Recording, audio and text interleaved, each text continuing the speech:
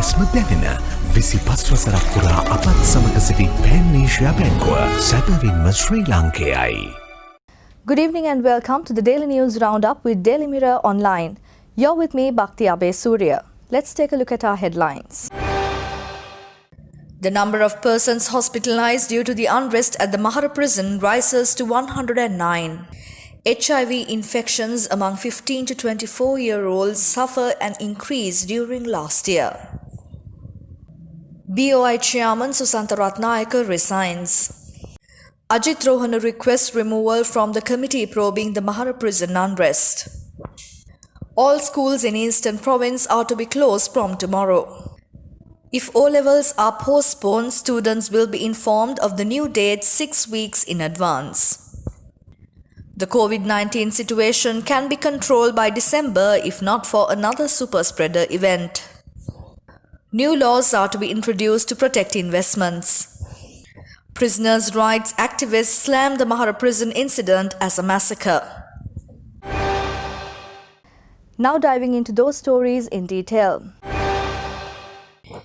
The number of persons admitted to the Colombo South Teaching Hospital for treatment due to an unrest at the Mahara prison has risen to 109. Police spokesman DIG Ajit Rohana said that 107 inmates and 2 prison officers were among them and that the inmates who were finally admitted to the hospital were reported to have only minor injuries. The unrest broke out at Mahara prison on Sunday afternoon when a group of inmates infected with the coronavirus and other groups tried to escape from the prison. While reporting a total of 439 new human immunodeficiency virus infected persons, the Health Promotion Bureau yesterday stated that there was an increase of HIV infections among young people during the last year. Addressing the media on World AIDS Day, which falls today, Health Promotion Bureau Director Dr. Palitha Karunapema informed that the number of HIV infections were among young people aged 15 to 24 years and 359 of them were male persons. He announced that 12% of new HIV infections in 2019 were from the above age group and 89% of them were males. Board of Investment Chairman Susantha Ratnayaka has resigned after a 1-year stint at Sri Lanka's apex investment promotion body. His resignation is with effect from 1st of December 2020. His resignation is believed to be due to personal reasons. He had volunteered to serve BOI at the request of President Gotabaya Rajapaksa for 1 year. Ratnayaka was the immediate past chairman of Sri Lanka's premier blue chip John Keells Holdings plc and is a highly sought after corporate leader in both private and public sector.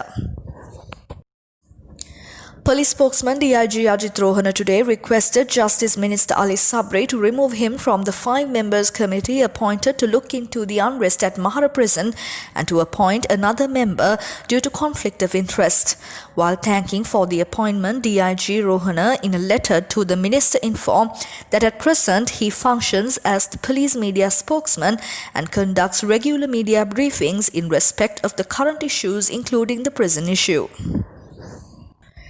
Eastern Province Governor Anuradha Yahampath announced that all schools within the Eastern Province will remain closed for 3 days from tomorrow due to adverse weather conditions. Accordingly, all schools will be closed until Friday. While a postponement to the GCE ordinary level examination has not been decided on yet, Education Minister G.L. Piri stated that if it is postponed, students will be informed 6 weeks before the new date. He added that the examination was scheduled to be held from the 18th of January to the 27th of January 2021, having already been postponed once due to the coronavirus pandemic. However, the ministry is looking into the possibilities of holding the examination on the scheduled date following the advice of the Health Ministry. Director General of Health Services Dr. Asela Gunawardena stated yesterday that active sub-COVID-19 clusters in the country had been triggered by infected persons who moved out of the isolated areas to other parts of the country. Dr. Gunawardena told Daily Mirror all the cases could be linked somehow or other to the Paliagoda fish market, which was a super spreader. Ruling out a community transmission, he informed that the COVID-19 situation could be contained by the end of this month unless another super spreader event suddenly takes place. While stating that it is very important to attract more foreign direct investment and encourage more local investment to drive the economic growth, President Gotabaya Rajapaksa informed that the government is bringing in new laws to fully protect investments. The president expressed these views while addressing the inaugural session of the Sri Lanka Economic Summit 2020, which was held today. He also stressed that with the government as an enabler, the private sector must expand its role in the economy. The Committee for Protecting Rights of Prisoners alleged that the turmoil which unfolded at the Mahara prison yesterday could be depicted as a massacre where a considerable number of inmates were killed than what was reported. Its President Attorney at Law Senaka Pereira told Daily Mirror that the number of deaths reported in the media was not accurate, adding that more deaths had been reported. Pereira stated that they would not hesitate to go to courts over the incident and also to report to the concerned bodies in the international arena. For further details on the stories, visit our website www.dailymirror.lk. Thank you for tuning in. I'm Bhakti Abe Surya and this is the Daily News Roundup.